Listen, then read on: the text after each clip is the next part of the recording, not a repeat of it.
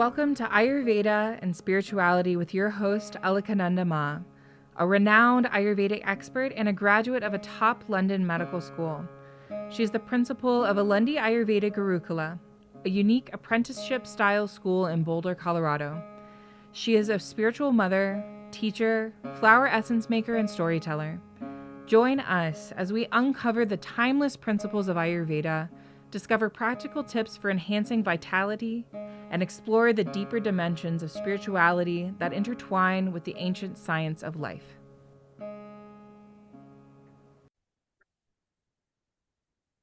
Namaste, dear friends. Today we are talking about making peace with tradition as we continue our series on peace. So many of us today do practice a tradition different from that of our own childhood, or have a life partner from a different religious or cultural background. So how do we go about making peace with tradition?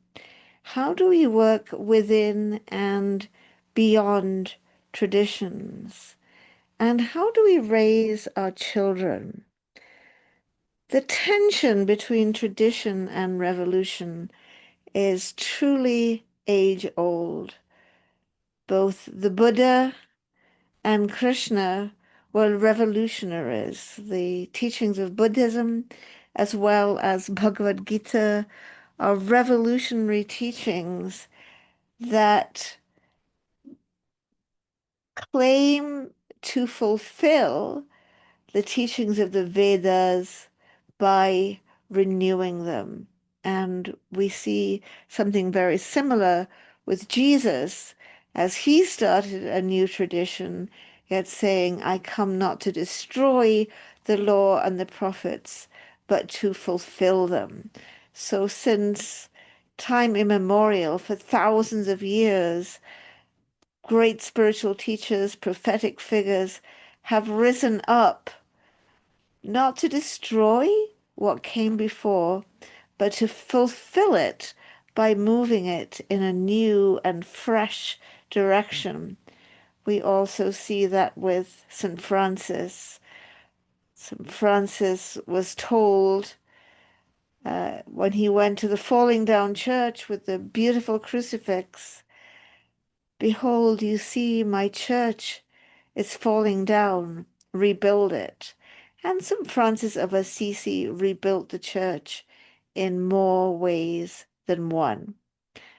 Not only did he, with his own hands, rebuild the derelict church, but the Catholic Church itself found renewal in the life, the mission, and the teachings of Francis of Assisi. Traditions grow old and time-bound. Jesus was the revolutionary who came not to destroy the law and the prophets, but to fulfill them. And yet beings like St. Francis had to come forth when Christianity itself had become time-worn and hidebound to renew it. It's like a snake shedding its skin. Traditions continually need to be renewed, not destroyed, but fulfilled by being brought forth in a totally new way. So that's the first key point in the story of how we make peace with tradition, is that there is an age-old tension between tradition and revolution, and many of the greatest of teachers have renewed traditions very much by starting something new. Buddha started something completely new. Krishna started a new way within the teachings of the Vedas. But traditions need renewal. Another thing we need to look at is the distinctions between the spiritual traditions of the East and those of the West. In the East, we have cyclical time. The constant creation and destruction of universes. In the West, we have linear time, a linear progression from creation to eschaton, to the last day, marked in between by the saving acts of God. So in the Eastern way, with the cyclical time, we have myth, and in the Western, where linear time is marked by the saving acts of God, history becomes more important. Although that's not a hard and fast. I well remember Sadananda uh, arguing or disputing or debating Father Bede Griffiths when Father Bede said Jesus was a historical figure, whereas Krishna and the gopis, all that is myth and legend. And Sadananda stood up and said, Krishna was a historical figure, which is also true. Krishna and Jesus are both historical figures, and they have both been in many ways mythologized. And yet it's true, with the cyclical time of the East, there's a greater place for myth, and with the linear time of the West, there's a greater place for history.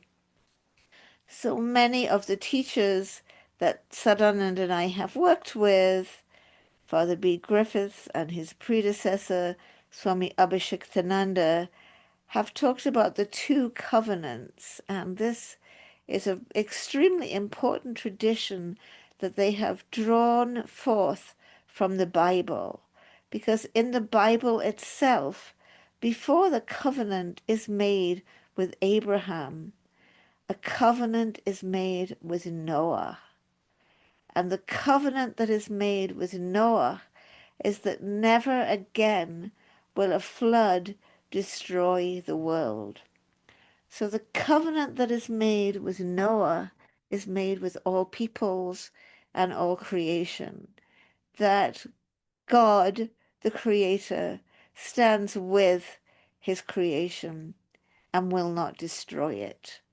And that we must be good people and participate in the covenant of all creation. So that, sometimes called the Noachic covenant, because it was the covenant according to the Bible that is made with Noah. It's sometimes called the cosmic covenant. This cosmic covenant includes all of the Eastern religions, Sanatana Dharma or Hinduism, Buddhism, Jainism, Taoism, Confucianism, all of those Eastern traditions, but it also includes much, much more: the Native American, the Aztec, so many different indigenous traditions that are part of that covenant of creation. In the cosmic covenant, a very important scripture is creation itself. That's why it's called the cosmic covenant. And then we have the Abrahamic covenant, the covenant made with Abraham. And that covenant embraces Judaism, Christianity, and Islam. So we have these two covenants. How do we work with the two covenants and the two views of time and our relationship to tradition? What I've seen in my life experience is it's really different strokes for different folks. Each of my teachers has found their own way to relate to this. Let's think about our Jewish teacher, Rabbi Zalman Schachter-Shalomi. We studied with him for about 10 years. He began as an Orthodox Jew He studied in the Chabad tradition, and then he went off to Joya Ma's ashram, and he took LSD, and he changed, and he loosened his relationship to Judaism, to not to be so tightly bound to orthodoxy, but he didn't stop being Jewish. Well, you can't stop being Jewish. It's the complicated thing about being Jewish is that it is a lineage and an ethnicity and a religion. As a religion, you can convert and join it. As a lineage and ethnicity, whether you are Karl Marx and you reject all religion, or whoever you are, you remain a Jew because you were born a Jew. So it's both, and that's a little complicated. But Reb Zalman remained committed to Judaism and found his own way with it. He believed that Judaism needed to move into the new paradigm. So you can look back at some of my other podcasts, like The Mother's Awakening in the Age of Aquarius, and learn more about these paradigms. But basically, Judaism is such an ancient tradition. Its roots go back to the age of Aries, and it already went through a massive paradigm shift when the age of Pisces came in, and in AD 70, the temple was destroyed, and Judaism had to take on a new form. It was no longer a religion where you were tied to a land and 4 times a year you came to the temple for celebrations. It became rabbinic Judaism to be practiced by each person in the home, and the sacredness that was once in the temple moves into the home in rabbinic Judaism, and the sacrifice becomes the sacrifice of the word as we say different blessings. And Reb Zalman saw this and felt Judaism has been through one paradigm shift, needs to go through another paradigm shift into the age of Aquarius. So he creates Jewish renewal, an Aquarian form of Judaism, but still Judaism. Another very important teacher with whom we also studied for a number of years was Lex Hixon, who we knew in his form as Sheikh Nur, and we met him when he was giving a workshop at Naropa University. I'm not quite sure what Nur started off as, but he was a white guy. He probably started off as a white Protestant, but he embodied many different traditions at the same time. He was a member of the Ramakrishna order. He wrote The Great Swan, a wonderful book about Sri Ramakrishna, the great Hindu saint. He was very connected to Ramakrishna in the Cosmic Covenant. He had a deep connection with Christianity, especially Eastern Orthodox Christianity and its profound mystical tradition, although towards the end of his all too short life, he also became deeply committed with Western Catholicism. And he became a sheikh in the Helveti Jarahi Sufi order. And so that's his embrace of Islam and Sufism. Well, we did have a chance to visit him at his home by the Hudson River. And in this legendary home, he had several. Oh, he was also a Zen practitioner and maybe Tibetan Buddhism as well.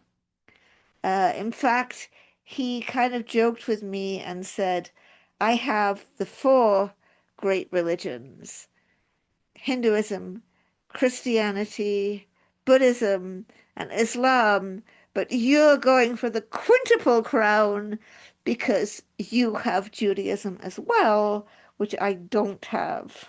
And you will attain the pinnacle of all the five religions. This is what you should work towards. So in his incredible house in Riverside, he had a room for each religion. He had a Ramakrishna shrine room, he had a Zen shrine room, and then, of course, he had his place for his Islamic prayers. We went into one of the rooms with him, and he said, "Close the door, close the door." And then he said, "Close the door between traditions and open the door of your heart."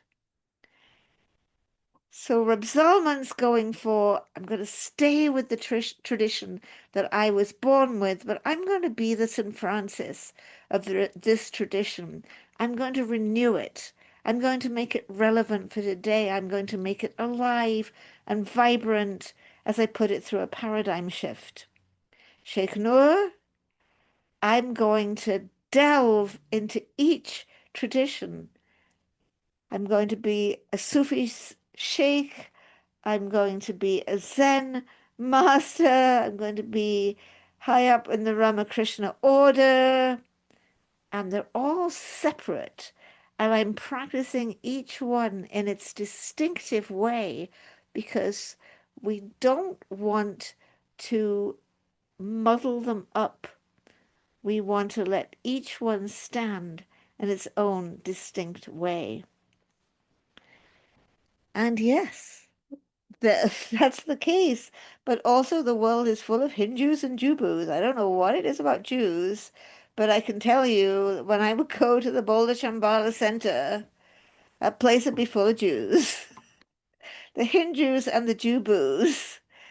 So another teacher who found another completely different way than either Reb Zalman or Sheikh Noor is Joseph Goldstein, who is Sadhanand's meditation teacher and the head teacher at Insight Meditation Society in Barre, Massachusetts. And his way was to be fully Buddhist, 100% Buddhist. At the same time, he branched out within Buddhism to, in his book One Dharma, he talks about his embrace and experiences with the different branches of Buddhism.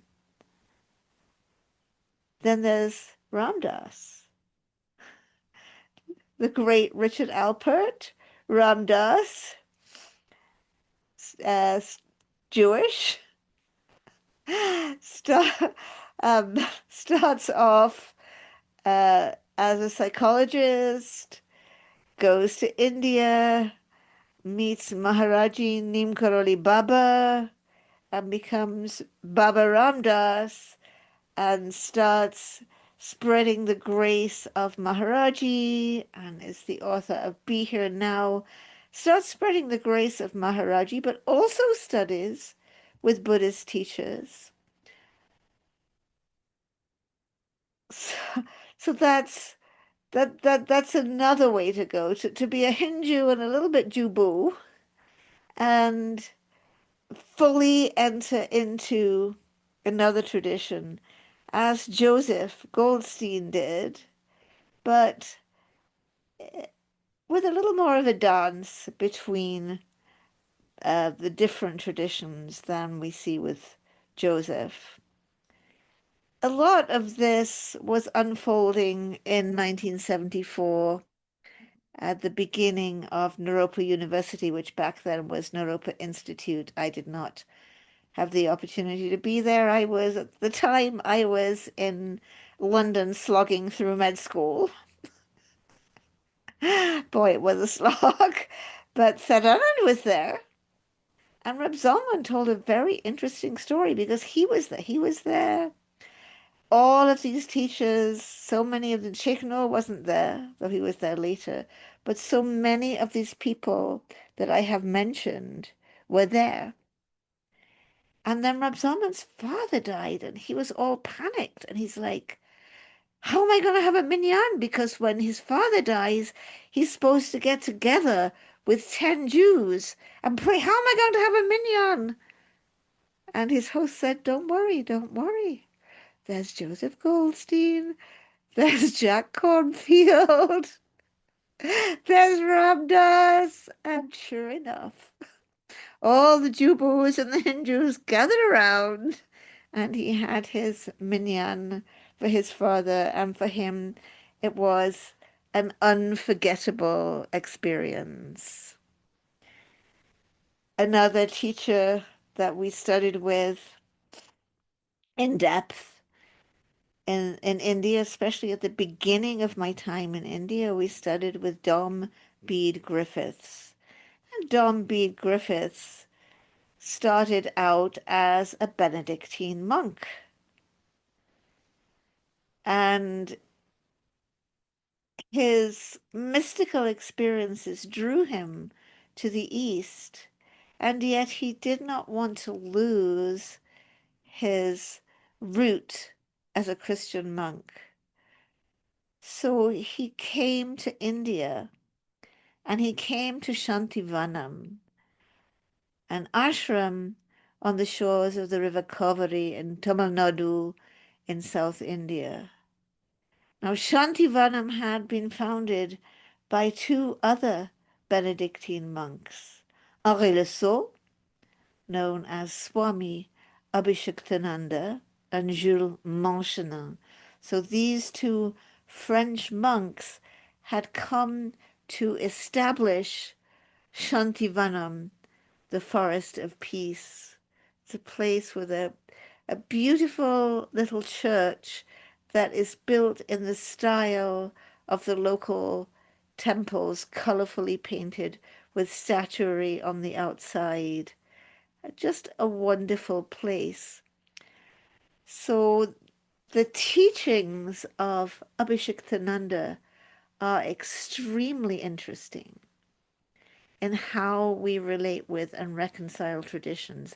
Abhishektananda thought and wrote deeply about the two covenants, the cosmic covenant and the Abrahamic covenant. And he felt that to attain the fullest possible realization, we needed both. I'm getting goosebumps just telling this to you right now, because this has been my life. We needed both. That certainly we can attain the salvation of which Christianity speaks by the practice of the Christian faith. And certainly it is possible to attain the moksha of which Sanatan Dharma, often known as Hinduism, the eternal way, speaks. And that is a fulfillment beyond imagination. But he envisioned something more. He envisioned a state in which salvation and moksha illuminated each other. He envisioned becoming a total human being, rooted in both of these covenants. That teaching by Abhishektananda gave rise to a whole tradition. For Bede Griffiths came and took up his residence when Abhishektananda moved on to the Himalayas to be a hermit.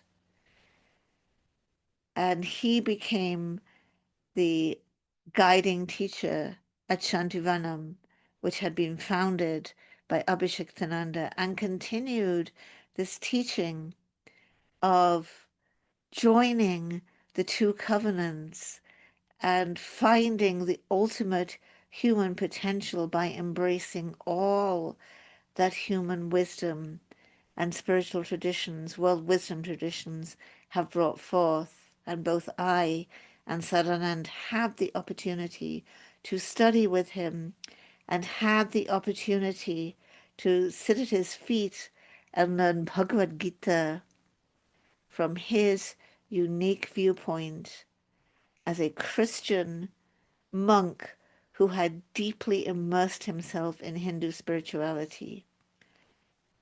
Bede Griffiths did not come to India to convert Hindus to Christianity.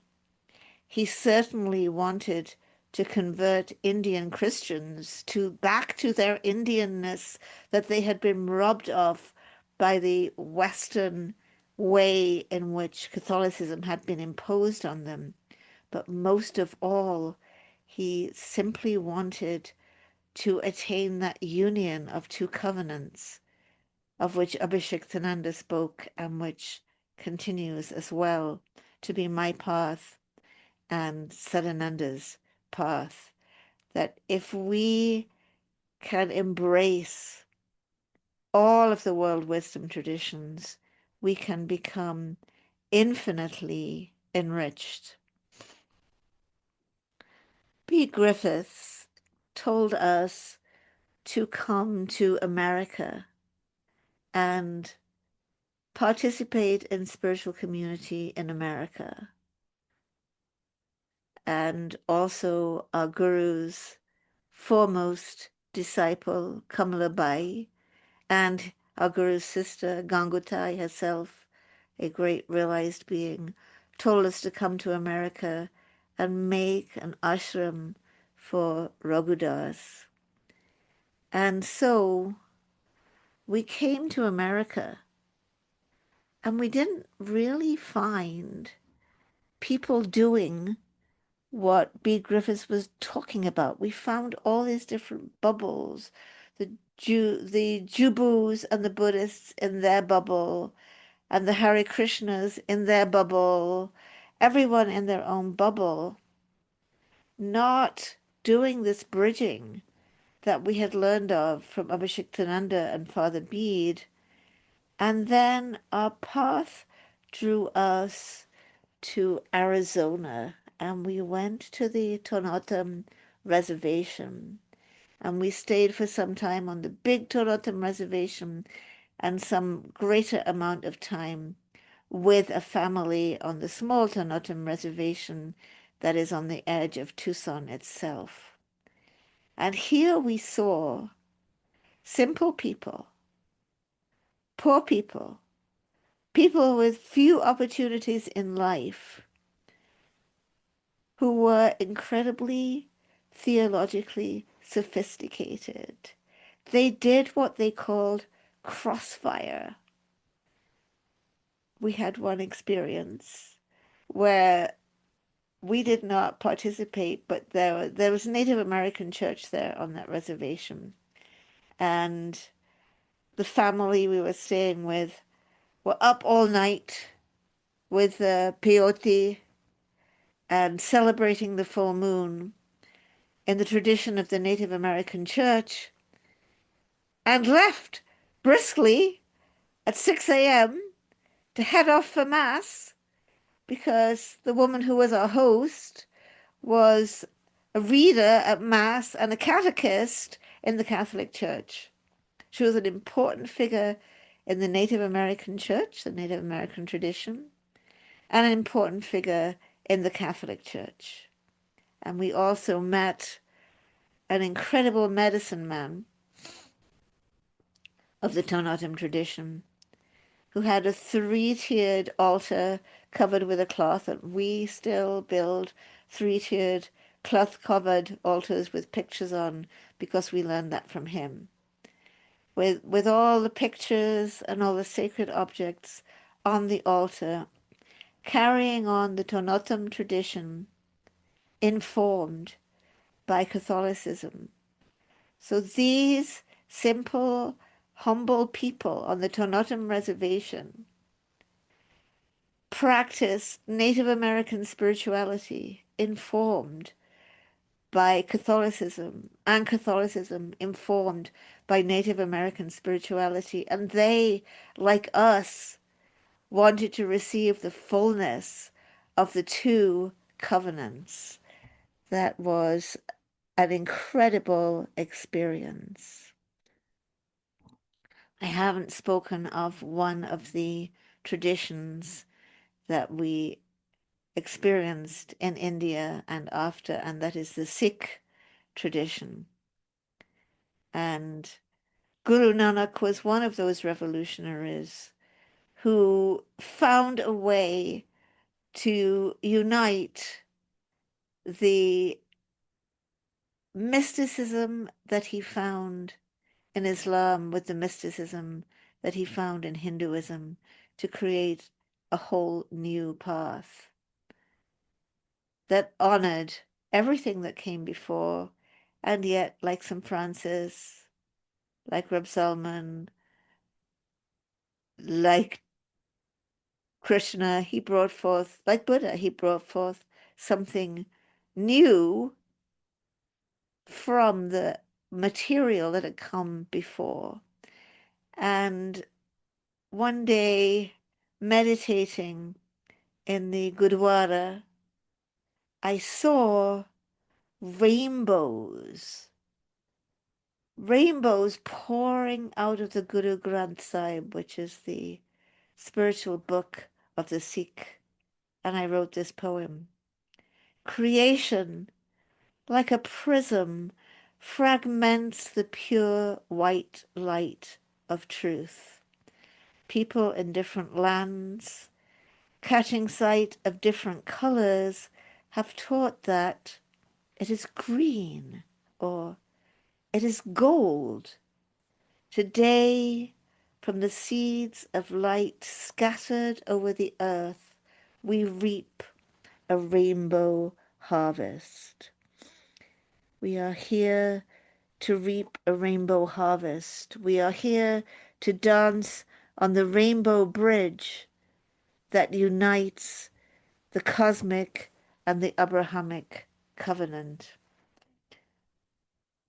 The guru that we met in India, the guru of Alandi Ashram, his name is Raghudas. You can listen to another podcast telling stories of Raghudas. But he did give a very important teaching. He didn't give many teachings. Mostly we were with him and silently meditating and just being with him. But this is an important teaching that he gave to me.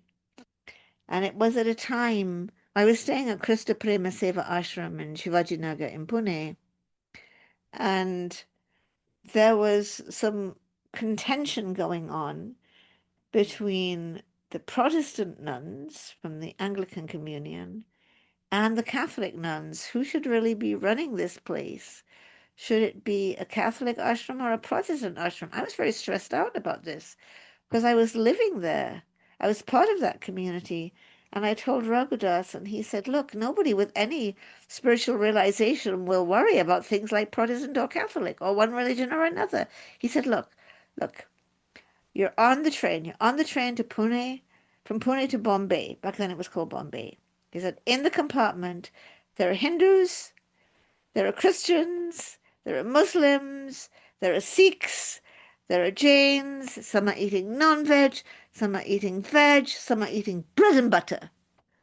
Well, the Western food that Christians might be eating. But they will all get down at Bombay.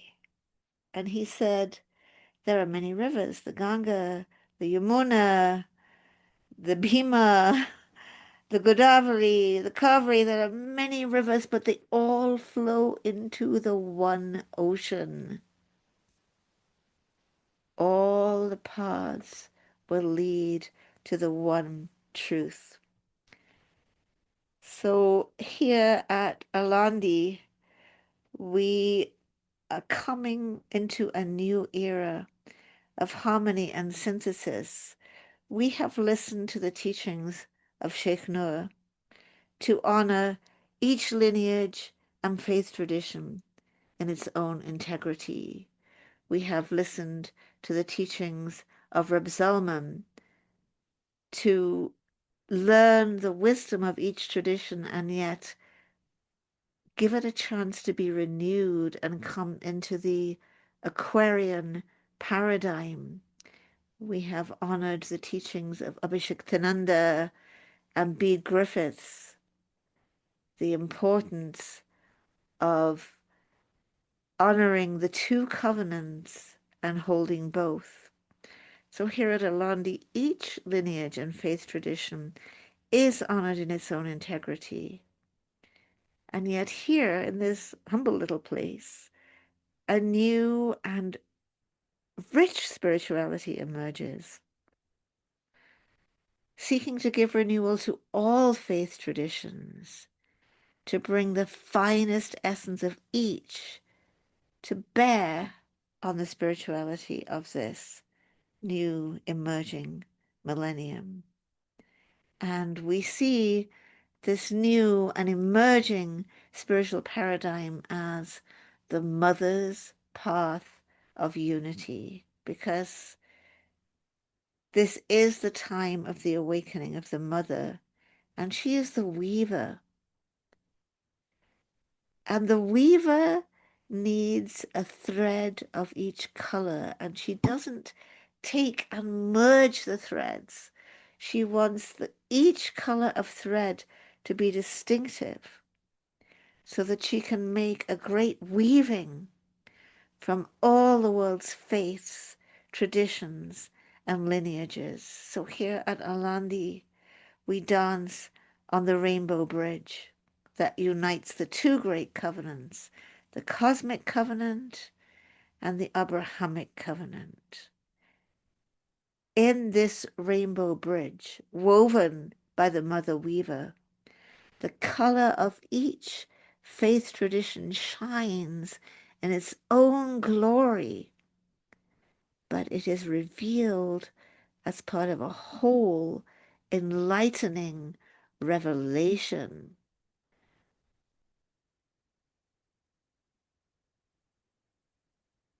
So we have talked about people who grew up as Christians, people that grew up as Jews, as Catholics, and so on. But yet we have met many people who grew up as nothing. Perhaps you who are listening could be one of these people who did not go to church, did not go to synagogue, did not go to temple, who grew up with no tradition, who grew up with the part of your brain that relates to ritual undeveloped. It's a hard thing. Yet you have to find your way, because you personally wouldn't be here listening to this podcast if you hadn't had your own spiritual awakening, if you were not finding your way to your own unique mystical path, despite not having been raised in any tradition.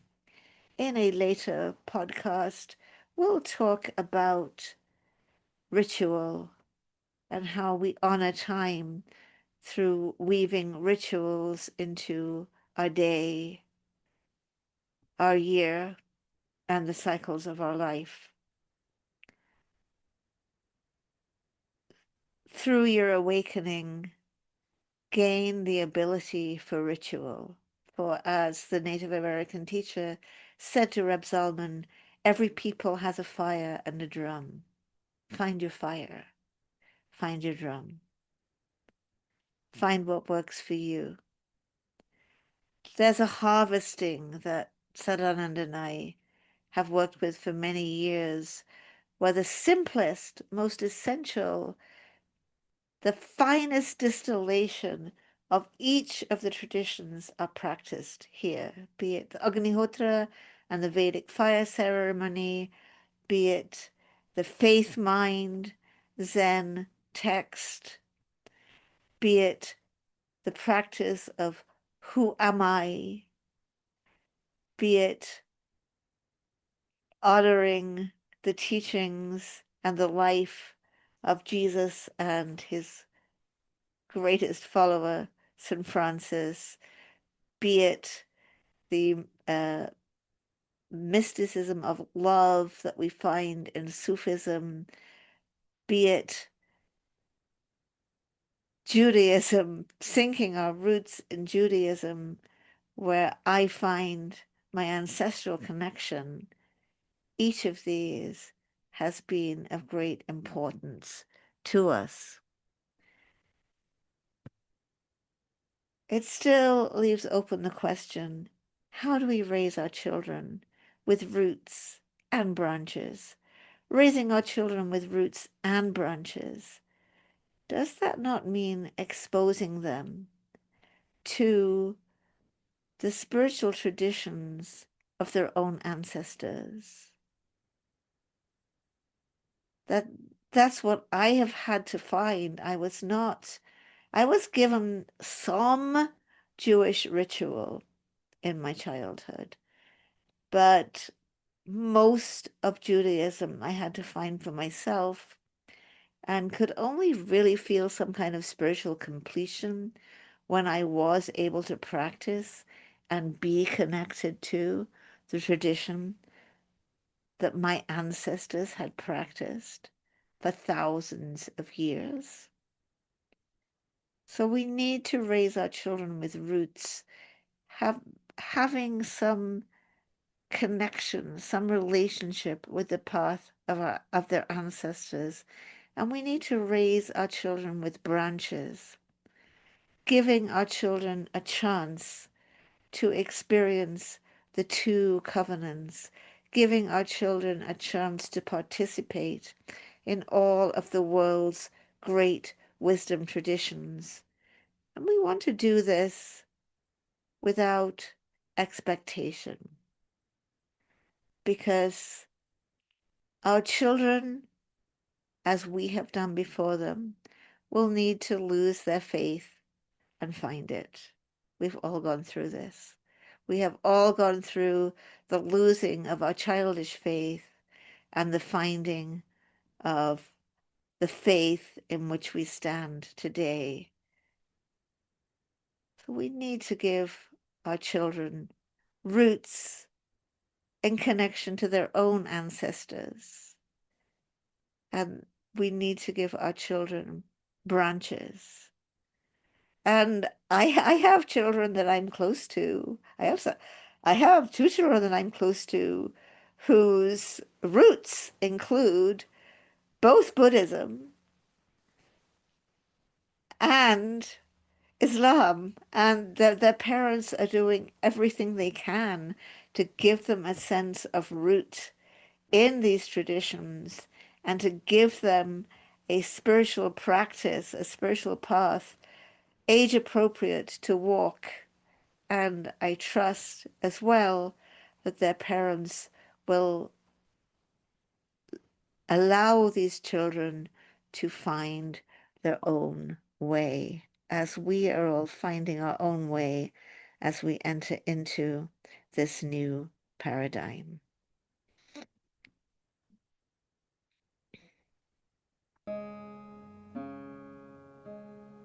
Thank you for tuning in to Ayurveda and Spirituality with Alakananda Ma. We hope today's exploration has ignited a spark of curiosity and insight within you. If you enjoyed this episode, be sure to leave us a 5-star review and share it with a friend. For more enlightening discussions and practical wisdom on Ayurveda and spirituality, subscribe and join our Facebook group, Alundi Ayurveda. To allow us to continue sharing valuable content, consider donating to Alundi Ashram. The links will be in the show notes. Until next time, may you walk the path of Ayurveda with grace and embrace the light of spiritual wisdom in your journey. Trayambakam yajamahe sugandhim pushtivardanam urvarukamiva